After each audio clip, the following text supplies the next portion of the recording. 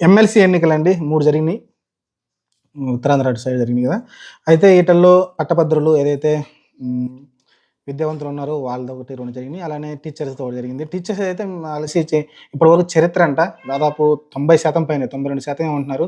92% దగ్గరగా ఓటింగ్ అయితే జరిగిందంటే హ్యూజ్. ఇంతకుముందు ఎప్పుడు కూడా ఓటింగ్ ఇంత జరగలేదు. మరి మొత్తం టీడీపీకే పడ్డాయా అంటే చెప్పలేము.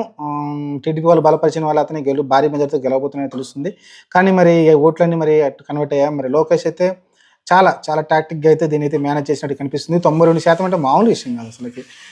ఇంతకుముందు చరిత్రలో ఎప్పుడు కూడా ఇంత శాతం ఓటు రాలేదంట. అలానే మీరు చూసుకుంటే పట్టభద్రులకు సంబంధించి ఏదైతే విద్యావంతులకి ఎమ్మెల్సీ ఉందో దాంట్లో కూడా నియర్ 70% ఓట్ల దాకా అయితే రావడం చూసాం. 2 ఎమ్మెల్సీ కూడా అక్కడ కూడా హ్యూజ్‌గా అంటే పెరగడం చూసాం ఓటింగ్ శాతం కూడా. మరి చూద్దాం మరి టీచర్స్ ఆల్మోస్ట్ 3 సీట్లు కూడా టీడీపీకి ఖాయంగా కనిపిస్తుంది.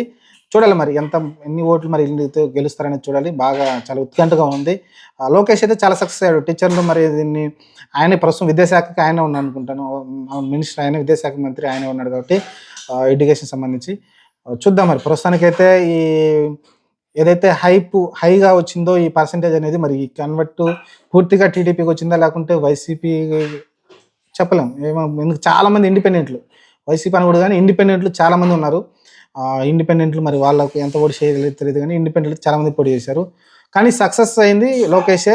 ఎమ్మెల్సీ ఎన్నికల్లో చాలా సక్సెస్ఫుల్గా క్యాంపెయినింగ్ కానీ లేకుంటే డోర్ టు డోర్ వెళ్ళి తీసుకొచ్చి వాళ్ళని ఓట్లు వేయించడం కానీ చాలా కష్టమైతే చేశారు. వాళ్ళ క్యాడర్ మొత్తం కూడా అధికారంలో ఉన్నారు కూడా చేయొచ్చు. వాళ్ళు అధికారం లేకపోయినప్పటికీ ఇంతకుముందు రీసెంట్గానే దీని ముందు మనం చూసిన ఎలక్షన్కి ముందు అదే పెద్ద దెబ్బ కొట్టింది వైసీపీ కూడా. అప్పుడే ఊహించాల్సింది.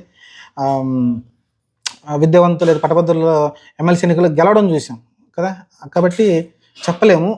టీడీపీ ఇప్పుడున్న పోటీ ఇస్తూనే ఉంటుంది. వైసీపీ చెప్పాను కదా, ప్రతిపక్షం అనేది ఎప్పుడూ మర్చిపోయింది. అది ఇప్పుడు అధికారంలో ఉండాలని చూస్తూ ఉంటుంది తప్ప ప్రతిపక్షం అయితే పాత్ర పోషించదు.